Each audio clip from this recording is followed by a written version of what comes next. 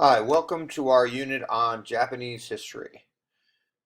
So this unit's a little lighter on the work than some of our previous units. You just completed some big assignments, and I want you to take it a little easier with this unit and really try to enjoy some of the incredibly interesting and iconic features of Japanese history.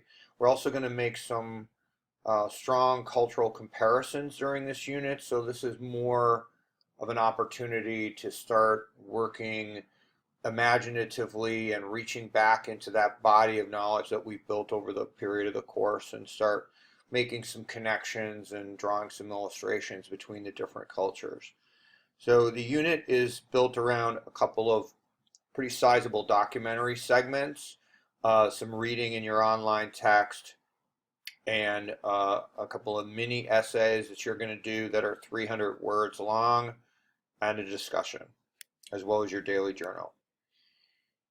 So, the segments in Asian traditional theater and dance include a general history of Japan's theater and dance, some broad strokes, some stuff going back to ancient period, as well as a very interesting and important segment on Bunranko uh, puppetry, Bunraku puppetry.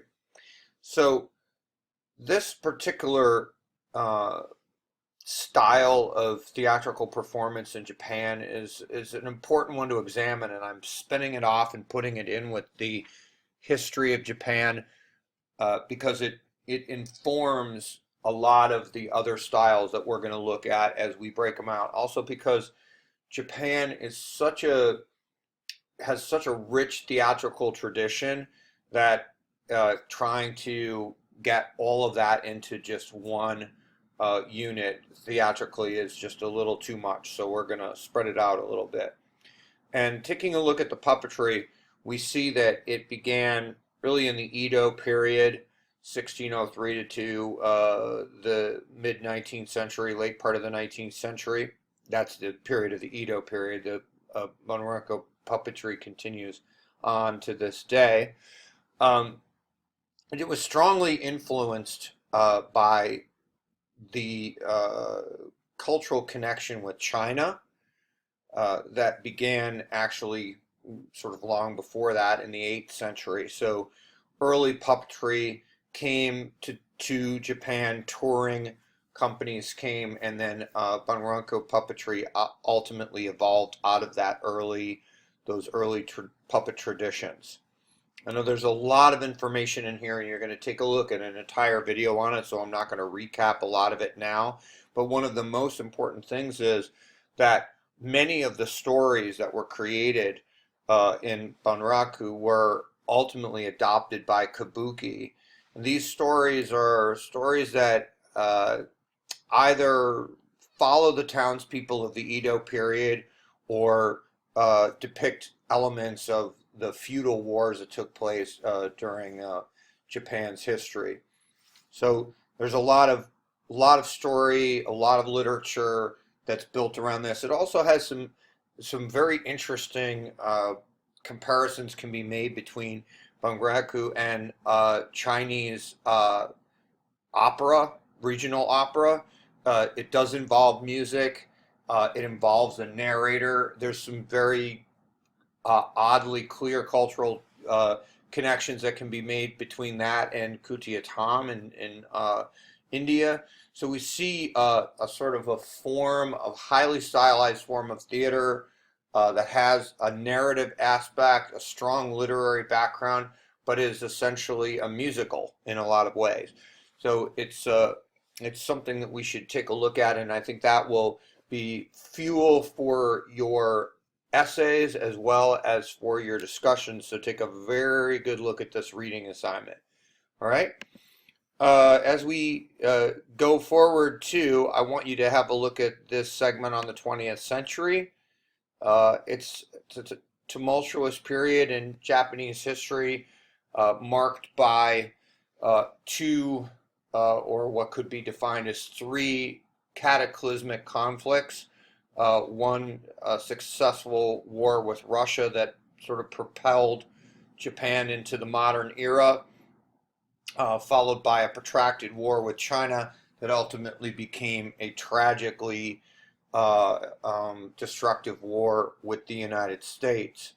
So this is a really dynamic period in Japanese history, one that later propels a lot of different forms that come out of it. We're going to be talking about how Suzuki's work is informed by it, how some of the even the more traditional forms of Japanese theater were shaped and reshaped by this cataclysmic period in Japanese history. So do give this a read, okay? And in terms of the documentary footage, this is a sizable documentary. It's almost 2.5 hours long, and I think it's worth every minute of your consideration.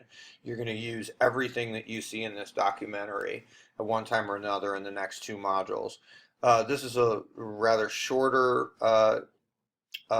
documentary on Bunraku, and it's got some really cool stuff, very good illustrations, and a lot of chance to see the puppetry work in action.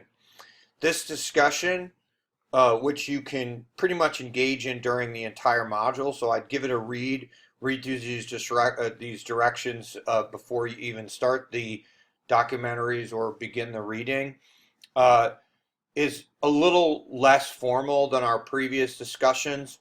You're basically just going to grab something that strikes you about Japanese history and culture that you think is either oddly similar to something in the West or really, really strikingly different to a cultural tradition in the West. You're going to clearly explain what those differences or similarities are. You're going to mention whether you find that aspect of Japanese culture reflected in Bunraku poetry. So you will probably, in order to do that part, you're going to need to have read that first segment in your text or taken a look at the documentary. And if it is present in Bunraku, then how is it? And try to be articulate about that as you can. For your second post, you're going to choose one of those initial posts that hasn't been commented on yet, and review what that author had to say about Japanese Western culture. Do you agree with it? Is that aspect very similar? Is it very different? Do you have something that you see that they haven't pointed out? Are there websites or things that you can refer us to broaden our examination of that cultural aspect or peculiarity? Is there another example in Japanese history that you think illustrates that point even more? That unique quality. And for the third and fourth post, I want you to just review the comments that have been made, either to your initial post or the response that the author had to your second post, and continue a dialogue on this topic, and then see if you can jump into one more thread, maybe a thread that you haven't either initially commented on or the thread that is created off of your first posting, and see what you can add to one of those discussions. You want to get 4 posts up total. Okay? And then the last thing that you'll be doing in this unit will be 2 randomly selected essay topics. They are 300-word essays. They are open book. You have unlimited time to work on them. You have multiple attempts. Only the last attempt will be graded. They're randomly drawn from a pool of potential essay questions. This link here provides you with background about the 300-word essay format. Something that's kind of unique, how you can break down and write a short essay. I think it's a very good thing for you to learn how to do. There's also a link that's built into one of the questions about how to write a good comparative analysis. Again, it's short, but it needs to be concise. Each question will give you bullet points on exactly what you need to put into that.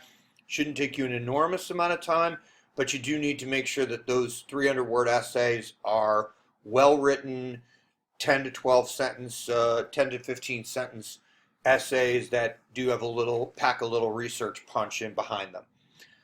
And that is our unit. I know it doesn't sound as light when I break it all down, but I think it's not going to take you quite as much time and energy as some of these earlier units up to this point.